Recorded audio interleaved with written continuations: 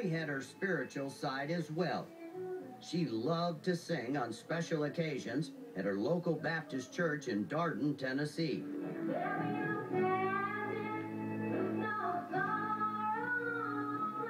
Now her family is praying that her spirit will somehow bring her safely back to them.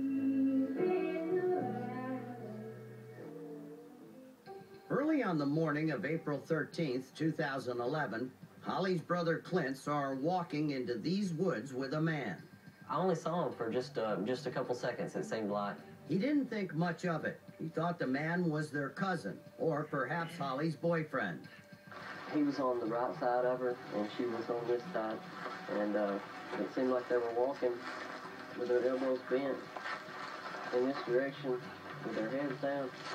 And his arm was free on this side.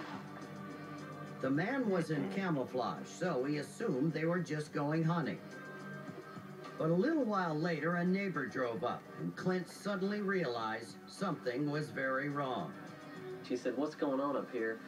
Ed heard screams about 15 or 20 minutes ago, and at that time I had my cell phone. I dialed 911. It was at that time that I realized that something was definitely wrong. The police arrived at the home within minutes. Holly's mother, Karen, a school teacher, was there soon after. Then they found a horrifying sign of foul play, blood on the garage floor. We just started calling everybody we knew and telling them, you know, we think Holly's been kidnapped, abducted, you know, get out to the house. And then once we got here, of course, we were all in a panic and we did run through the woods. But it was too late.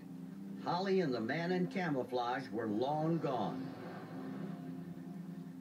The investigation centered on these 23 acres and the adjoining Natchez Trace State Park.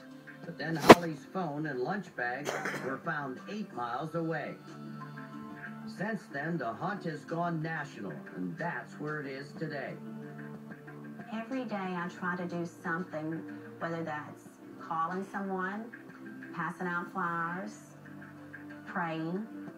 I make sure every day that I am doing something to continue to search for Holly. Now we need you to join the search. Here's what you need to know. Holly Bobo's petite exterior hides an athletic tomboy personality. She loves to ride horses and ATVs. She was last seen wearing light jeans and a pink top. Her family describes her as shy with strangers and uncomfortable driving in city traffic. Look for those piercing blue eyes, though her hair color now might be her natural brown, and she has a habit of chewing on her thumbnails.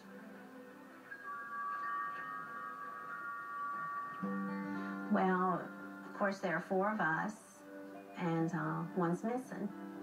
And so we're not a complete family right now. But we continue to be strong for Holly, because Holly would be strong for us.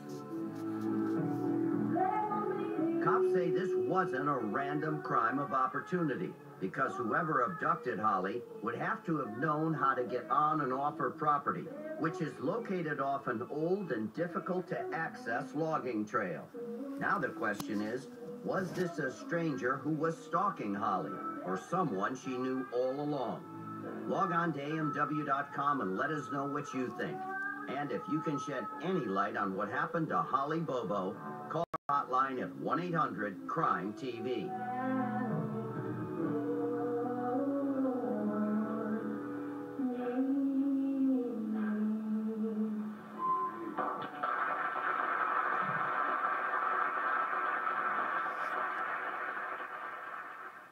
Our next fugitive